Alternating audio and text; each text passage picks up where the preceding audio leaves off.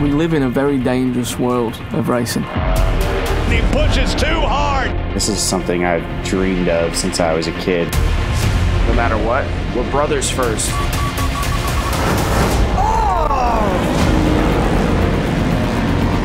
The two brothers on the factory Harleys, first and second.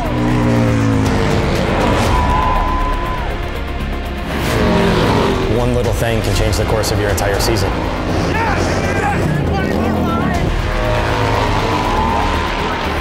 Come on! You can't beat him, take him out, huh? That's how it's gonna be, that's how we're gonna race. It all comes down to this.